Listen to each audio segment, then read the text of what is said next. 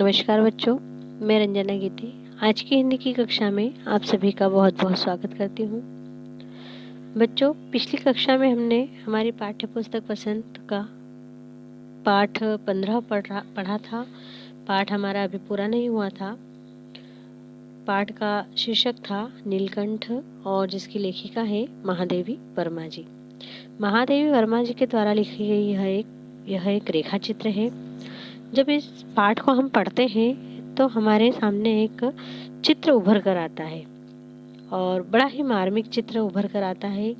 इस कहानी को, इस रेखा चित्र को पढ़कर आपको बड़ा ही अच्छा लगेगा। बड़े मर्म को स्पर्श करने वाला यह पाठ है। लेकिन इस पाठ को शुरू करने से पहले, जैसे कि आप जानते हैं कि कल से दीपावली शुरू हो रही है, तो आपको और आपके परिवार को दीपावली की हार्दिक शुभकामनाएं। दीपावली का त्यौहार आप सभी के लिए सुख, समृद्धि और खुशहाली लेकर आए, यही मेरी कामना है। Happy Diwali to all.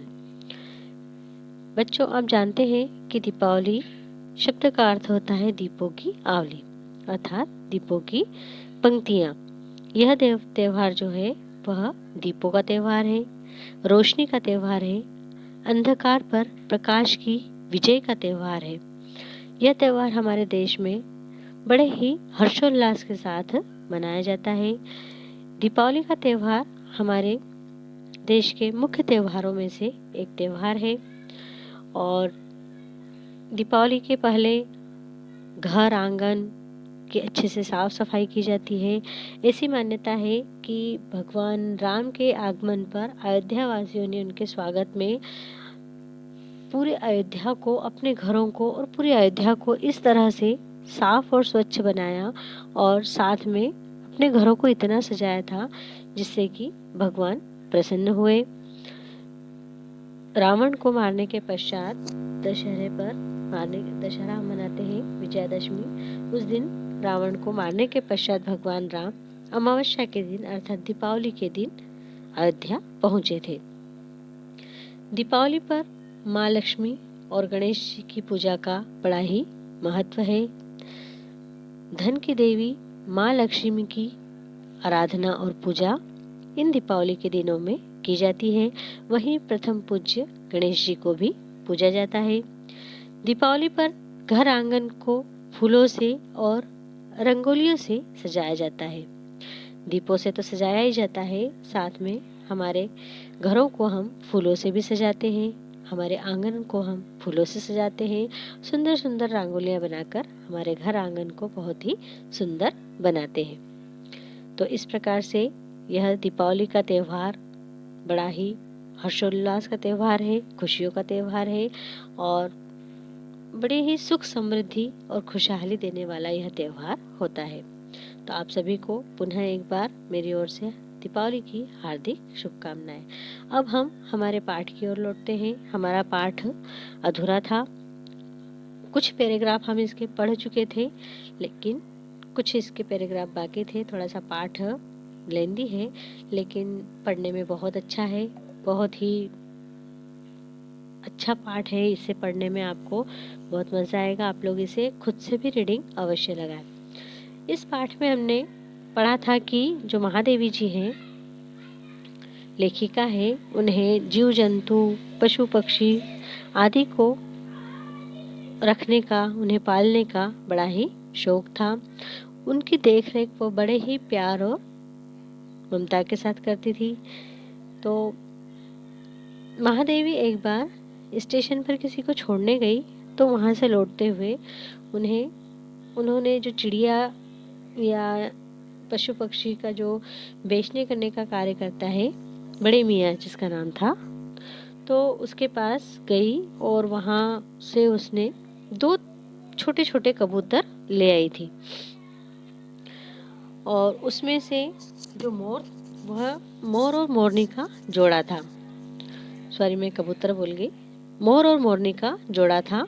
बहुत छोटे से थे और लेखिका उसे अपने साथ में घर ले आई।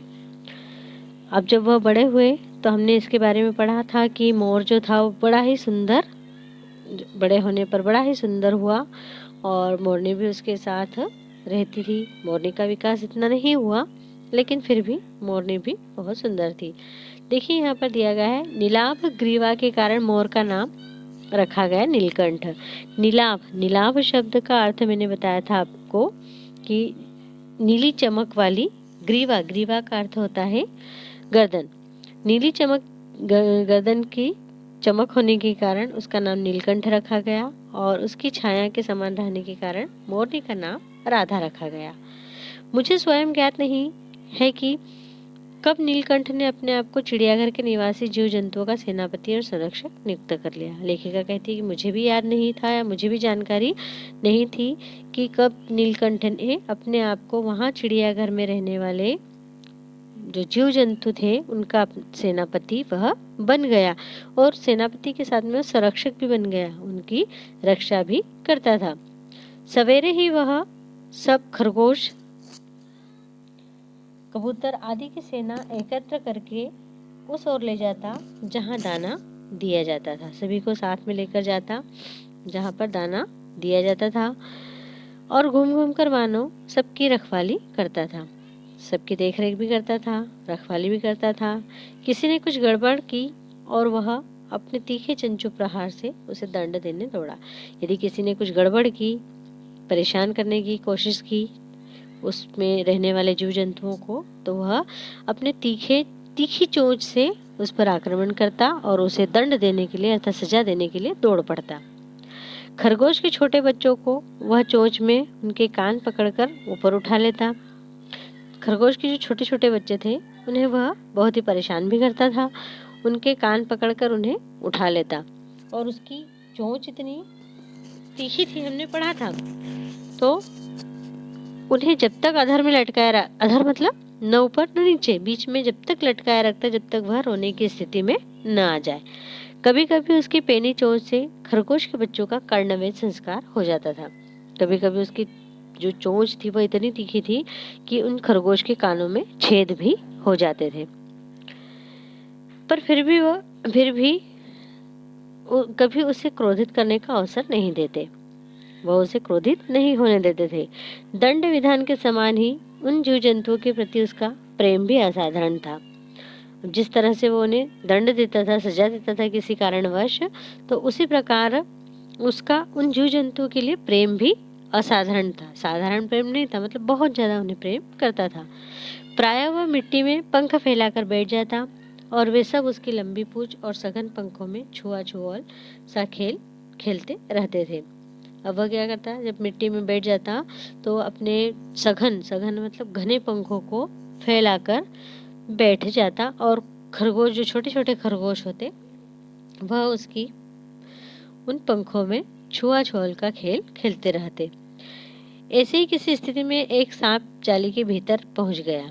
अब पता नहीं किस तरह से एक सांप भी वहां पर जाली में पहुंच गया। सब जीव जंतु भागकर इधर उधर छिप गए। केवल एक शिशु खरगोश सांप की पकड़ में आ गया। दूसरे जो जीव जंतु थे वो तो क्या हुआ कि छिप गए, भाग गए, लेकिन एक छोटा शिशु खरगोश, मतलब खरगोश का एक छोटा सा बच्चा था, वह उसकी पकड़ में आ गया। निकलने के प्रयास में सांप ने उसका आधा पिछला शरीर तो मुंह में दबा लिया था। सांप उसे निकलने ही वाला था और आधा उसका जो पिछला शरीर था उसने अपने मुंह में दबा लिया। शेष आधा जो बाहर था उससे चींची का स्वर भी इतना तीव्र नहीं निकल सकता था। जो शेष जो बाहर था उससे चींची का स्वर भी इतना तेज नहीं, तीव्र अर्थात तेज नहीं निकल सकता था कि किसी को स्पष्ट सुनाई दे। नीलकंठ दूर ऊपर झूले में सो रहा था। उसी के चौकन्ने कानों ने उस मंद स्वर की व्यथा पहचानी और पूंछ पंख समेटकर सर से एक झपट्टे में नीचे आ गया। अब हमने पढ़ा था कि वह जो उसके कान बड़े सतर्क रखता था, चौकन्ना रहता था, और झूले में सो रहा था, लेकिन फिर भी उसे वह मंद स्वर, मतलब उसकी जो हल्की चींची की आवाज थी वह भी उसे सुनाई दी, और उसकी व्यथा का अर्थ होता है पीड़ा, दर्द, उसके दर्द को उसने पहचाना, और वह फटाफट अपनी पूंछ और पंख को उसने इकट्ठा किया, समेटा, और एक ही झपट्टे में नीचे आ गया। संभवतः अपनी सहज चेतना से ही उसने समझ लिया होगा कि सांप ने फन पर चोंच मारने से खरगोश घायल हो सकता है। उसकी जो सामान्य जो उसकी समझ थी, चेतना थी, उसी से वह उसने समझ लिया होगा कि सांप ने के फन पर चोंच मारने से खरगोश भी घायल हो सकता है। उसने सांप को फन के पास पंजों में दबाया और फिर चोंच से इतने प्रहार किए कि वह अधमरा हो गया। पकड़ ढीली पड़ते ही खरगोश का बच्चा मुख से निकल आया। सांप को उसने इतने अपने चोंच से इतने प्रहार किए, आक्रमण किए कि सांप एकदम अधमरा मतलब मरे के समान हो गया था। और उसकी जो पकड़ थी, खरगोश को जो उसने मुंह में पकड़ रखा था, उसकी जो पकड़ थी वह ढीली हो गई और फिर जो खरगोश का बच्चा था वह बाहर आ गया, परंतु निश्चेष्ट सा वहीं पड़ा रहा। निश्चेष्ट मतलब बिल्कुल बेहोशी की स्थिति में वह वहीं पड़ा रहा।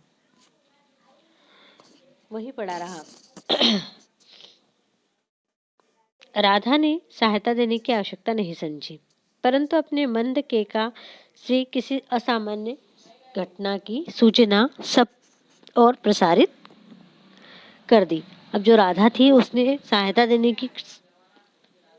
सहायता उसने नहीं दी और आवश्यकता भी उसने नहीं समझी, लेकिन उसने उसका जो स्वर था, उसकी मंद केका मतलब उसके जो मंद स्वर था, उसका धीमा जो स्वर था, उससे उसने सभी और यह जो असामान्य घटना थी इसकी खबर पहुंचा दी, प्रसारित कर दी मतलब पहुंचा दी। माली पहुंचा, फिर हम सब पहुंचे। नीलकंठ जब सांप के 2 खंड कर चुका था, अब उसकी आवाज पहुंचने से माली भी वहां पर पहुंच गया और उसके बाद लेखिका भी पहुंच गई, सभी लोग वहां पर पहुंच गए। लेकिन जब तक नीलकंठ ने सांप को मार दिया था, उसके 2 टुकड़े वह कर चुका था। तब सब शिशु खरगोश के पास गया और रात भर उसी पंखों के नीचे रखे उष्णता देता रहा। एकदम वह निश्चेष्ट हो गया, ठंडा होकर पड़ गया था और वह फिर उस रात भर उसने अपने पंखों में उसे रखा और उसे गर्मी देता रहा। कार्तिकेय ने अपने युद्ध वाहन के लिए मयूर को क्यों चुना होगा, यह उस पक्षी का रूप और स्वभाव देखकर समझ में आ जाता है। भगवान कार्तिकेय ने युद्ध वाहन के लिए मयूर को चुना, उनका वाहन है, और उन्होंने उसे क्यों चुना यह अब हमें देखने में, समझ में, यहाँ पर पढ़ने में उसका जो स्वभाव है वह समझ में आ जाता है। मयूर कलाप्रिय वीर पक्षी है, वीर है वह डरपोक नहीं है। वह कला प्रिय, कला उसे बहुत अच्छी लगती है। हिंसक मात्र नहीं, केवल वह हिंसा करने वाला नहीं है। इसी से उसे बाज, चील आदि की श्रेणी में नहीं रखा गया और इसी कारण उसे बाज, चील इनकी श्रेणी में नहीं रखा जाता है ना। वह भी वीर है, वह भी हिंसा कर सकता है, लेकिन वह कला प्रिय भी है और वह ऐसे नहीं किसी को मारता है। जिसे उसे लगा कि ये गलत हो रहा है तो वहीं पर वह प्रहार करता है और इसी कारण चील और बाज की श्रेणी में उसे नहीं रखा, जिनका जीवन ही क्रूर कर्म है। जब बाज होता है, चील होता है, इनका जीवन क्या है, क्रूर कर्म करना है, मतलब बहुत निर्दयी जो कार्य करते हैं यह 2 पक्षी करते हैं। नीलकंठ में उसकी जातिगत विशेषता तो थी ही, उनका मानवीकरण भी हो गया था। मानवीकरण मतलब उन्हें मानव से संबंधित नाम भी दिए गए। मेघों की सावली छाया में अपने इंद्रधनुष की गुच्छे जैसे पंखों को मंडलाकर बनाकर वह नाचता था। तब उस नृत्य में एक सहजात लय ताल रहता। आगे पीछे दाहिने बाहिने क्रम से घूमकर वह किसी अलक्ष्य सम पर ठहर जाता था। मतलब जब वह नाचता था तो ऐसे ही नहीं नाचा करता, बड़े बड़े ही ताल और लय के साथ में और उसके साथ में नाचता था। राधा नीलकंठ के समान नहीं नाच सकती थी, परंतु उसकी गति में भी एक छंद रहता था। मतलब ऐसे नहीं नाचते थे, उनका जो नृत्य होता था बड़ा ही सुंदर नृत्य होता है। वह नृत्यमग्न नीलकंठ की दाहिनी ओर के पंख को छूती हुई बाईं ओर निकल जाती और बाएं पंखों को स्पर्श कर दाहिनी ओर। मतलब जब नीलकंठ नाचता रहता तो जो राधा थी अर्थात मोरनी थी, वह इस तरह से उसके आसपास घूमती हुई नृत्य करती थी। इस प्रकार उसकी परिक्रमा में भी एक पूरक ताल परिचय मिल जाता था। मतलब ताल किस तरह, ताल के साथ वह नाचते थे, उस इधर उधर घूमते हुए भी वह हमें दिखाई देता। नीलकंठ ने कैसे समझ लिया कि उसका नृत्य मुझे बहुत भाता है। लेखिका कहती है कि पता नहीं नीलकंठ को कैसे समझ में आ गया था कि उसका नृत्य जो है वो मुझे बहुत अच्छा लगता है। यह तो नहीं बताया जा सकता, परंतु अचानक एक दिन वह मेरे जाली घर के पास पहुंचते ही अपने झूले से उतरकर नीचे आ गया। यह तो बताया नहीं जा सकता कि उसे कैसे पता चला, लेकिन अचानक एक दिन वह मेरे जाली घर के पास पहुंचा और झूले से उतरकर नीचे आ गया और पंखों का सतरंगी मंडलाकार छाता अब तान कर नृत्य की भंगिमा में खड़ा हो गया। जो लेखिका को पसंद था वही उसने किया। बिल्कुल छाते जैसे अपने पंखों को उसने तान लिया था, मतलब फैला लिया था, और नृत्य की भंगिमा, नाचने के भाव में महान लेखिका के सामने खड़ा हो गया। तब से यह नृत्य भंगिमा नित्य का क्रम बन गई थी और तभी से वह रोज इस भंगिमा में, इस भाव में, इस स्थिति में वह लेखिका के सामने रोज खड़ा हो जाता था। प्रायः मेरे साथ कोई न कोई देशी विदेशी अतिथि भी पहुंच जाता था और नीलकंठ की मुद्रा को अपने प्रति सम्मान पूर्वक समझकर विस्मयाभिभूत हो उठता था। अब लेखिका के पास कोई देशी विदेशी अतिथि, मतलब उनके पास आते ही रहते थे, और नीलकंठ जब यह मुद्रा बनाता था, इस तरह से जब वह खड़ा रहता था, तो वह क्या समझते थे कि इसकी हमारा जो हमारे प्रति इसका सम्मान का जो भाव है, उससे उसको समझकर वह बहुत विस्मयाभिभूत मतलब चकित हो उठते थे। कई विदेशी महिलाओं ने उसे परफेक्ट जेंटलमैन की उपाधि दे डाली। विदेशी महिलाओं ने उसे परफेक्ट जेंटलमैन की उपाधि भी दे दी थी। किसे? नीलकंठ को। जिस नुकीली पैनी चोंच से वह भयंकर विषधर को खंड खंड कर सकता था, उसी से मेरी हथेली पर रखे हुए भुने चने ऐसी कोमलता से हौले हौले उठाकर खाता था कि हंसी भी आती थी और विस्मय भी होता था। अब आप देख सकते हैं कि उसकी चोंच कितनी पैनी थी, कितनी तीखी थी, जिस चोंच से वह सांप को मार सकता है। विषधर अर्थात सांप, है ना, सांप के लिए शब्द प्रयोग किया गया है, विष को धारण करने वाला सांप। तो जब सांप को वो खंड खंड अर्थात टुकड़े टुकड़े कर सकता है, और उसी चोंच से लेखिका की हथेली पर रखे हुए भुने चने बड़े ही कोमलता से हौले हौले मतलब धीरे धीरे उठाकर वह खाता था। लेखिका को यह देखकर हंसी भी आती थी और आश्चर्य भी होता था। फलों के वृक्षों से अधिक उसे पुष्पित और पल्लवित वृक्ष भाते थे। जिन वृक्षों पर फल लगते हैं, उन वृक्षों की अपेक्षा जिस पर फूल लगते हैं, जो खिलते हैं, फूल खिलते हैं, सुंदर दिखते हैं, वह वृक्षों से ज्यादा प्रिय थे। वसंत में जब आम के वृक्ष सुनहरी मंजरियों से लद जाते थे, अशोक नए लाल पल्लवों से ढक जाता था, तब जाली घर में वह इतना स्थिर हो उठता था कि उसे बाहर छोड़ देना पड़ता। जब आम का मौसम आता और आम के ऊपर जब उसकी जो फूल आने लगते, तब वह इतना परेशान व्याकुल हो जाता था, क्योंकि वह उसे बहुत पसंद है। तब वह जाली घर में बिल्कुल अस्थिर हो उठता था, मतलब व्याकुल हो जाता था, और इतना व्याकुल होता था कि उसे बाहर छोड़ ही देना पड़ता था। तो इस तरह बच्चों, आज की कक्षा में ये हमने नीलकंठ के कुछ और पैराग्राफ पढ़े हैं। पाठ थोड़ा सा और बड़ा है, तो अगली क्लास में इसे हम पूरा करेंगे। तो आज की कक्षा हम यहीं पर समाप्त करते हैं। Thank you, have a nice day, and once